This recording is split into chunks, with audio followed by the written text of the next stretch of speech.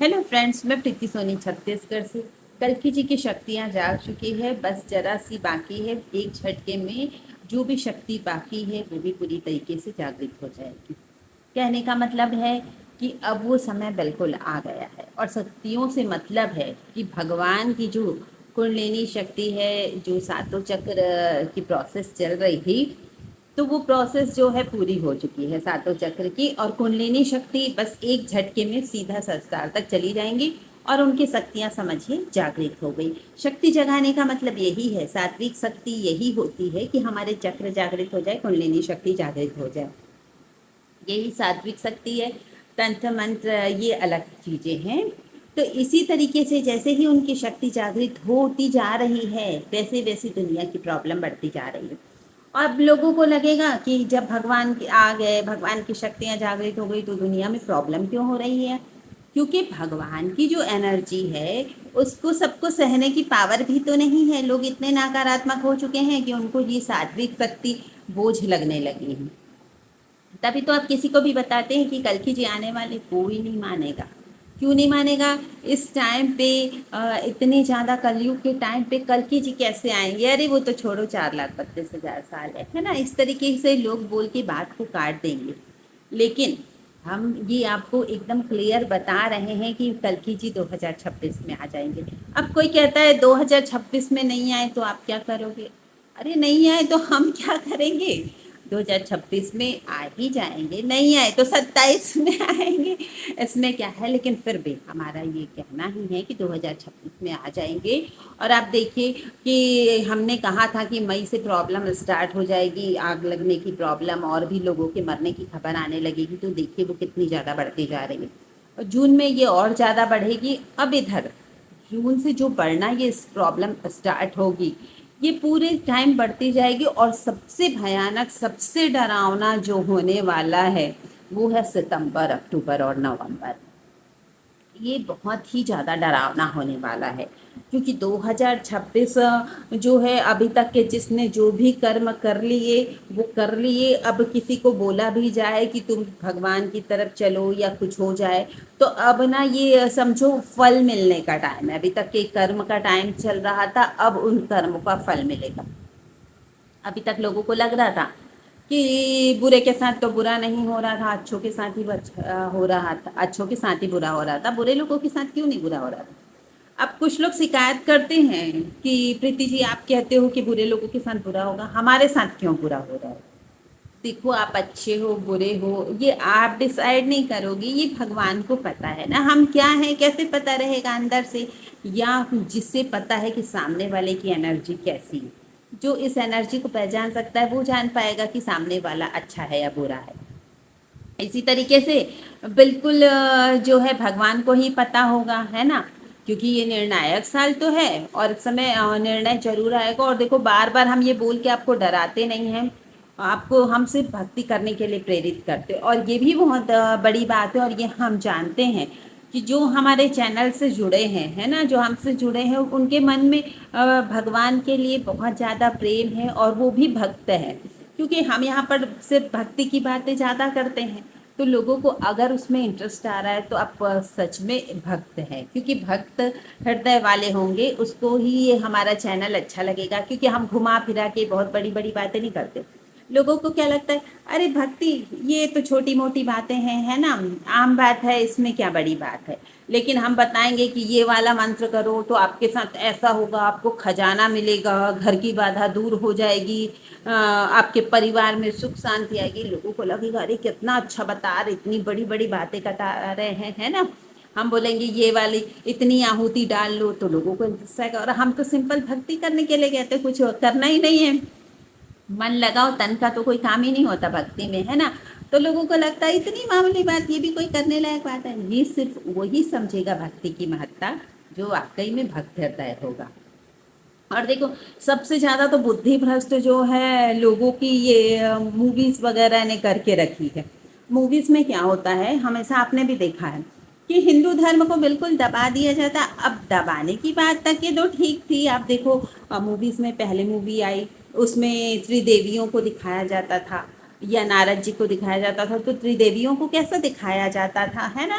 जो ब्रह्माणी जी थी, लक्ष्मी जी थी, और जो गौरी माता थी समझिए, तो उन लोगों को, त्रिदेवियों को कैसे दिखाया जाता था? एक दूसरे की चुगली करते रहते थे वो लोग, इतना बुरा दिखाता था। और नारद जी को क्या दिखाता था कि वो सबका घर तोड़ते हैं, वो सबकी लड़ाई करवाते हैं। मतलब कितना अच्छा नारद जी है ना, इतने बड़े भक्त नारद जी, और कितनी महान वो देवियाँ, उनके बारे में ऐसा दिखा दिखा के लोगों को लगने लगा, अरे माताएं भी जब ऐसी होती तो हम आम इंसान क्या है। और उसके बाद क्या सत्यानाश होता चला गया, ये तो भगवान की मूवी थी तो इसमें दिखा दिया गया। बाद में क्या दिखाया, जो भोला भाला सीधा साधा जो पढ़ाकू टाइप का लड़का होगा, वो जरूर बुरा रहेगा, एकदम चंपू टाइप का उसको बना देते थे, एकदम फालतू, उसके साथ कुछ अच्छा नहीं होता था। लेकिन जो बदमाश था, जो गुंडागर्दी करता था, लड़ाई झगड़ा मारपीट करता था, उसके साथ बहुत अच्छा होता था। तो ये मूवीज जो है पूरी तरीके से षड्यंत्र ही दिखाती थी, भगवान के नाम वाले को बुरा बना देना, है ना। और कोई बहुत परेशान है, घर छोड़ के निकल गया, तो आप देख रहे हैं कि उसका साथ कौन देखता था, विधर्मी ही कोई उनका साथ देता था, है ना। तो इस तरीके से क्या किया, मूवी ने पूरा सत्यानाश कर दिया। आप भी अभी भी देखो, आप शहनाई वादक कौन है आप समझ जाओ, है ना, बिस्मिल्लाह खान जी। और ये मूवी जो बनाते हैं जावेद अख्तर जी। सबसे अच्छी डांसर कौन है, फराह खान। और मतलब इस टाइप के हीरो कौन है, सलमान खान, शाहरुख खान, जितने भी हैं खान, सारे वो अच्छे हीरो हैं। और हम लोगों के हिंदुओं में तो कभी कोई टैलेंट रहा नहीं, है ना। और अभी ये सब मूवी का खेल चलते चलते हम अभी 2026 में आ गए। अब हम लोगों को लगता है अरे ये लोग तो कितने अच्छे होते हैं। अभी भले लोगों को लग रहा है कि ये तो धर्म की, जात पात की बात करते रहते हैं, जात पात की बात नहीं, हम बता रहे हैं कि हमारा सनातन धर्म कितना ज़्यादा आगे था और उसको दबाकर कहाँ से कहाँ पहुँचा दिया गया। सबसे ज़्यादा असर तो हमारे दिमाग में मूवी का ही होता है। तो यही जो सब खेल चल रहा था, मैंने बताया कि पूरी दुनिया चाहती थी कि जो भारत है इसको दबा दिया जाए, है ना। क्योंकि अगर कोई भी हिंदू जाग जाएगा तो उनकी खैर नहीं है, हिंदू खुद ही भगवान के समान हो जाएगा, उनको उसकी बात माननी चाहिए। अब ये देखो कृष्ण जी के नाम पर कितना ज़्यादा बुरा काम बताया गया। कृष्ण जी को हमेशा क्या दिखाया गया, रास रंग गोपियों के कपड़े लेके चले जाते थे, मटके फोड़ते थे, माखन चोरी करते थे, कोई चोर होता है तो कृष्ण कन्हैया, कोई लड़कियों को छेड़ रहा है बोल देते हैं ये कृष्ण कन्हैया, मतलब उनको यहाँ पर पहुँचा दिया गया। आप सोचो कृष्ण जी ने ये सारे काम बस किए हैं और कुछ नहीं किया। और आपको ये भी बता दें, जितना समय भी भगवान ने गोपियों के साथ ये जो है लीला की है, इसे लीला कहेंगे, जो प्रेम भरी लीला थी, ये वो सिर्फ 11.5 साल के थे ना जब उनको ले गया गया मथुरा, है ना। तो 11.5 साल का बच्चा जब ऐसा करता है तो आप इसको क्या कहेंगे। तो भगवान जो है उस समय 11.5 साल के थे। उसके बाद उन्होंने क्या क्या किया, भगवान से बड़ा, कृष्ण जी से बड़ा कोई कूटनीतिज्ञ नहीं था, और भगवान से ज़्यादा कोई ज्ञानी नहीं था, भगवान से ज़्यादा बड़ा कोई शिष्य नहीं था अपने गुरु के लिए, वो क्या क्या नहीं किए। तो उनमें और भी महान गुण है, लेकिन हम लोगों को क्या दिखाया गया, बस कृष्ण जी नाचते गाजते हैं और बस चोरी करते हैं और बस कहना चाहिए गोपियों के कपड़े लेके भागते हैं। तो ये जानबूझ के हमारे दिमाग में इतनी सारी बुराइयां डाल दी गई। तभी तो मैं बोलती हूँ ये जो वेद शास्त्र है, ये जितनी भी चीज़ें हैं ना, पूरी तरीके से संपूर्ण नहीं है, ये सारी दूषित हो गई है। मुझे तो कभी कभी ऐसा लगता है भविष्य मालिका के साथ भी छेड़खानी की गई है। बहुत सारी बातें जो ये वेद शास्त्र जब आप पढ़ेंगे तो आपका दिमाग जो है और घूम जाएगा, आप आस्तिक के बदले नास्तिक हो जाएंगे कि ऐसा कैसे होगा, ऐसा कैसे हो सकता है। मतलब आपका दिमाग सवालों से भर जाएगा। आप तो अपने सवाल का जवाब ढूंढने के लिए ये सब पढ़ेंगे, लेकिन जब आप इसको पढ़ेंगे, अध्ययन करेंगे, तो आप तो और सवालों से घिर जाएंगे। सब कुछ दूषित हो चुका है। इसीलिए बार बार आपको बोलते हैं कि कुछ चीज़ आपको पढ़ने की ज़रूरत नहीं, ज़्यादा ज्ञान की ज़रूरत नहीं है। कोई बोलता है मुझे इतने अध्याय याद हैं, मुझे गीता के इतने सारे श्लोक याद हैं, कोई मतलब नहीं है किसी चीज़ का। जब तक आप भक्ति मार्ग पर या भगवान को पाने के रास्ते पर नहीं चलते ना, इन सब चीज़ का कोई महत्व ही नहीं रह जाता। अब गीता जी का आपको सारा श्लोक याद है, तो आप बताइए ना कौन कौन से श्लोक की बातें आप अमल करते हैं। उसको अमल भी तो करना चाहिए आपको। अच्छा, गीता जी के श्लोक से याद आया, अभी कुछ दिनों से मेरे दिमाग में ना ये गीता जी के ही कुछ मंत्र चल रहे हैं। और ये मैं जब ध्यान भी करती हूँ तब भी मुझे ये बार बार ऐसा लगता है कि कोई दिमाग में ये मंत्र मेरे गूंज रहा है। यदा यदा ही धर्मस्य करके है ना, ग्लानिर्भवति भारत अभ्युत्थानम् अधर्मस्य तदात्मानं सृजाम्यहम् परित्राणाय साधूनां विनाशाय दुष्कृता, है ना। तो जो भगवान ने जो कहा है कि हर युग में वो आते हैं, संभावानी युगे युगे, है ना, कि हर परिस्थिति और ऐसी सिचुएशन में जब धर्म की हानि हो जाती है, धर्म बिल्कुल नहीं रहता और जो दुष्ट लोग हैं वो अच्छे लोगों पर राज करने लग जाते हैं, तो भक्तों की रक्षा के लिए मैं अपने आप को रच लेता हूँ, है ना, मैं आता हूँ जरूर उस समय जो है अवतार लेके। तो बिल्कुल ये मंत्र अचानक से ऐसे दिमाग में गूंजने लगा। देखो ये हमने काफ़ी बार पढ़ा सुना है और ये मंत्र पे मुझे पूरा विश्वास था, लेकिन इस तरीके से एकदम गूंजना, एकदम दिमाग में आना, ऐसा नहीं हुआ था। तो मुझे लगता है कि बिल्कुल वो टाइम आ चुका है कि जब भगवान जो है प्रकट होने वाले हैं।